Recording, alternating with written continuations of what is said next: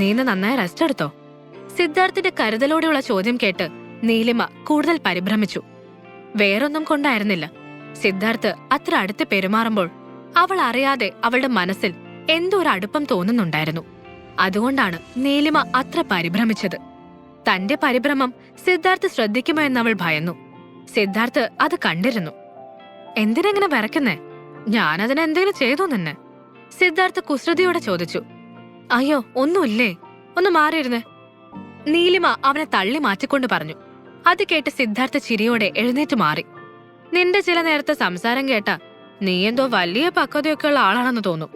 ഇപ്പോ ആണേൽ ഒരുമാതിരി ടീനേജ് പിള്ളേരെ പോലെ കളിക്കുന്നു. ശരിക്കും എനിക്ക് നിന്നെ മനസ്സിലാവുന്നേ ഇല്ല, സിദ്ധാർത്ഥ് പറഞ്ഞു. ഇയാളുടെ സംസാരം കേട്ടാ തോന്നും ഞാൻ ഇയാളെ മനസ്സിലാക്കിയിട്ടാണ് ഈ ഇരിക്കുന്നേന്ന്. ചില നേരം സ്നേഹമുള്ളതുപോലെ തോന്നും, പിന്നെ നോക്കുമ്പോ ആലുവ മണപ്പുറത്ത് കണ്ട പരിചയം പോലും കാണിക്കില്ല. എനിക്കും നിങ്ങളെ മനസ്സിലാവുന്നില്ല മിസ്റ്റർ, നീലിമ മനസ്സിൽ പറഞ്ഞു. സിദ്ധാർത്ഥ് അവളെ നോക്കിയിരുന്നു. ആ സമയം ടിവിയിൽ സൂര്യ അഭിനയിച്ച ഒരു പരസ്യം കടന്നു പോകുന്നുണ്ടായിരുന്നു. നീലിമ താല്പര്യത്തോടെ പരസ്യം കാണുന്നത് കണ്ട് സിദ്ധാർത്ഥും അവിടേക്ക് നോക്കി. ഇതാ പയ്യനല്ലേ സൂര്യ? സിദ്ധാർത്ഥ് ചോദിച്ചു. ഹാ അതെ, നീലിമ ഉത്സാഹത്തോടെ പറഞ്ഞു. സൂര്യയുടെ കാര്യം പറഞ്ഞപ്പോൾ നീലിമ അത്ര ഉത്സാഹം കാണിക്കുന്നത് സിദ്ധാർത്ഥിന് അത്ര ഇഷ്ടമായില്ല. അവൻ അസൂയയോടെ നീലിമയെ തന്നെ നോക്കി. അവൾ തന്റെ ജോലി വളരെ താല്പര്യത്തോടെയാണ് ചെയ്യുന്നതെന്ന് അറിയാവുന്നതുകൊണ്ട് സിദ്ധാർത്ഥ് അവളോട് മറ്റൊന്നും ചോദിക്കാതെ സൂര്യയെക്കുറിച്ച് തന്നെ ചോദിച്ചു. ഇവന്റെ കരിയർ ഏതാണ്ട് സെറ്റാക്കി എടുത്തല്ലേ താൻ? സിദ്ധാർത്ഥ് അഭിമാനത്തോടെ ചോദിച്ചു. അപ്പോൾ നീലിമ പറഞ്ഞു. ഞാനൊന്നും ചെയ്തിട്ടില്ല. അവൻ നല്ല കഴിവുള്ള പയ്യനാണ്. അവന് ആരൊക്കെയോ ചേർന്ന് ഒതുക്കി കളഞ്ഞതാ. അതാ അവൻ അങ്ങനെ എങ്ങും എത്താതെ പോയത്. ജസ്റ്റ് അവനൊന്ന് പുഷ് ചെയ്യാൻ ഒരാളായിരുന്നു വേണ്ടിയിരുന്നത്. അത്രയും ഞാൻ ചെയ്തുള്ളൂ, നീലിമ പറഞ്ഞു. അവൾ പറഞ്ഞത് കേട്ട് സിദ്ധാർത്ഥിന്റെ പുരികം വളഞ്ഞു. ആരവനെ വളർച്ച തടഞ്ഞിരുന്നത്? സിദ്ധാർത്ഥ് ആകാംക്ഷയോടെ ചോദിച്ചു. ഞങ്ങളുടെ ഓഫീസിലെ സാം അലക്സ്, നീലിമ പറഞ്ഞു. അപ്പോഴും അവൾക്ക് സിദ്ധാർത്ഥിന്റെ കമ്പനിയിലാണ് താനിപ്പോൾ വർക്ക് ചെയ്യുന്നത് എന്നറിയില്ലായിരുന്നു. മാത്രമല്ല സിദ്ധാർത്ഥ് സൂര്യയുടെ കാര്യങ്ങളൊക്കെയും അസിസ്റ്റന്റ് വഴി അറിയുന്നുണ്ടെന്നും നീലിമ അറിഞ്ഞില്ല. അവൾ നിഷ്കളങ്കമായി അവനെ നോക്കി. അപ്പോൾ സിദ്ധാർത്ഥ് ചോദിച്ചു. സാം അലക്സോ? അവനെന്ത് ചെയ്തു? സാം അലക്സിനെ അവന് നേരത്തെ അറിയാമായിരുന്നത് പോലെയായിരുന്നു ആ ചോദ്യം. അത് കേട്ടപ്പോൾ നീലിമ അമ്പരപ്പോടെ അവനെ നോക്കി. അയാൾ അറിയാമോ? നീലിമ ചോദിച്ചു. സിദ്ധാർത്ഥ ഉടനെ ഒന്ന് പരിങ്ങി. എന്നിട്ട് പറഞ്ഞു. ഇല്ല, താനെപ്പോഴോ പറയുന്നത് കേട്ടിട്ടുണ്ട്, അങ്ങനെ അറിയാം. സിദ്ധാർത്ഥ് പറഞ്ഞത് കേട്ട് നീലിമ തുടർന്നു. അയാളൊരു വൃത്തികെട്ടവനാ. അവനാ സൂര്യക്ക് വരുന്ന മിക്ക അവസരങ്ങളും തട്ടിയെടുക്കുന്നത്. അവന്റെ ഉദ്ദേശം വേറെ ചിലതാ. അത്ര വൃത്തികെട്ട ഒരുത്തനെ ഞാൻ എന്റെ കരിയറിൽ കണ്ടിട്ടില്ല. അവനൊക്കെ ഉണ്ടല്ലോ തല്ലിക്കൊല്ലണം. അവനെയൊക്കെ എന്തിനാണോ എന്തോ കമ്പനിയിൽ വെച്ചോണ്ടിരിക്കുന്നത്. ഞങ്ങളുടെ മെയിൻ MDക്ക് തീരെ ബോധമില്ലെന്ന് തോന്നുന്നത്. അല്ലെങ്കിൽ അവനെയും ആ കിരണിനെയും ഒക്കെ ആരെങ്കിലും ഇങ്ങനെ നിലനിർത്തുവോ? നീലിമ കൈകൊണ്ട് എന്തൊക്കെയോ ആക്ഷൻ കാണിച്ചുകൊണ്ടാണിത് പറഞ്ഞത്. അത് കേട്ട് സിദ്ധാർത്ഥ് അവളെ തന്നെ നോക്കി.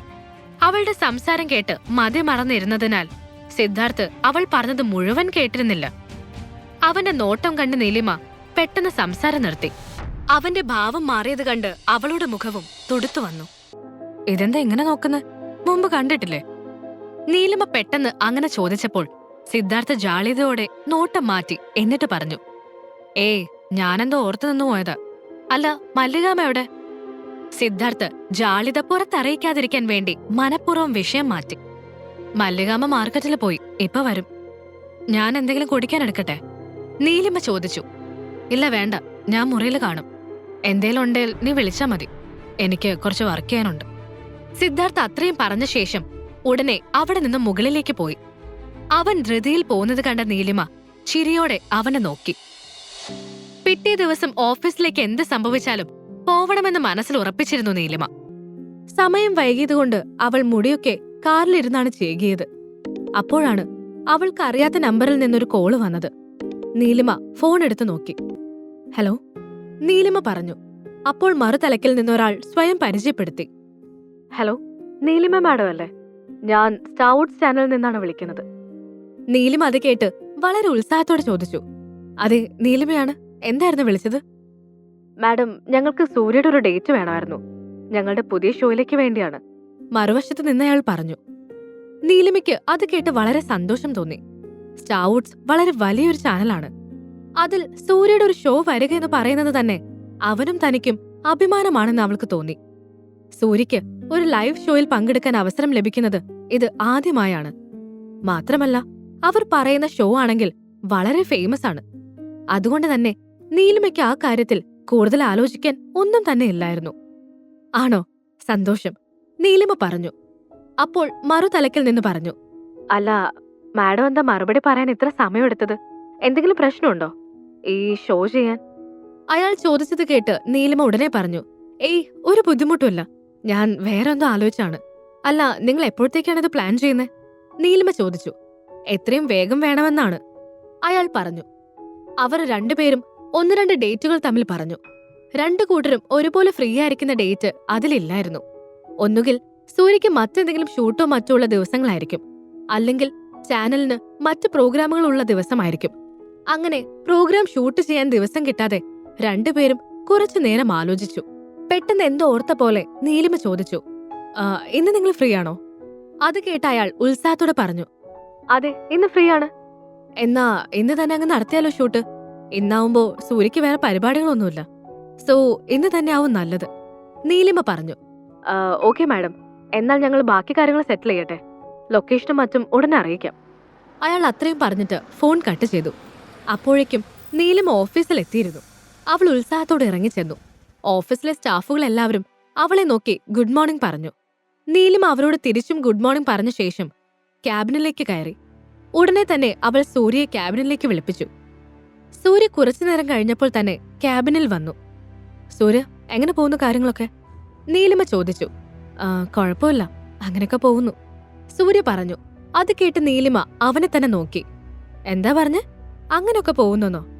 എടാ, നീ ഞാൻ വന്നപ്പോ ഉള്ള ആളാണോ ഇപ്പോ ഉള്ളത്? നിന്റെ ബോഡിയും മാനറിസവും എല്ലാം പക്ക നായകനെ പോലെയൊക്കെ ആയി മാറി. അത്രയൊക്കെ മാറ്റം വന്നിട്ടും അങ്ങനെയൊക്കെ പോകുന്നല്ലേ? നീലിമ പറഞ്ഞു. ഏയ് അങ്ങനെയല്ല മാഡം, ഞാൻ വെറുതെ പറഞ്ഞതാണ്, നന്നായി പോകുന്നു, സൂര്യ പറഞ്ഞു. അത് കേട്ട് നീലിമ ചിരിച്ചു. ആ അത് പോട്ടെ, ഞാൻ നിനക്കൊരു ഗുഡ് ന്യൂസ് കൊണ്ടാ വന്നേക്കുന്ന്, നീലിമ പറഞ്ഞു. അവൾ പറയുന്നത് കേട്ട് സൂര്യ അവളെ തന്നെ നോക്കി. എന്ത് ഗുഡ് ന്യൂസ് ആണ് മാഡം? സൂര്യ ചോദിച്ചു. അത് സ്റ്റാർവുഡ് ചാനലില്ലേ, അവരുടെ ഒരു ഫേമസ് ഷോയിലേക്ക് നിന്നെ ക്ഷണിച്ചിട്ടുണ്ട്. സന്തോഷായില്ലേ? നീലിമ ഉത്സാഹത്തോടെ പറഞ്ഞു. എന്നിട്ട് സൂര്യയെ നോക്കി. സൂര്യയും വളരെ സന്തോഷത്തിലായിരുന്നു. അത് ഭയങ്കര ഫേമസ് ചാനലല്ലേ? എനിക്ക് വിശ്വസിക്കാൻ പറ്റുന്നില്ല. അല്ല, എപ്പോഴും മാഡം അതിന്റെ ഷൂട്ട് തുടങ്ങുന്നേ? സൂര്യ ചോദിച്ചു. ഇന്ന് തന്നെ, നീലിമ പുഞ്ചിരിയോടെ പറഞ്ഞു.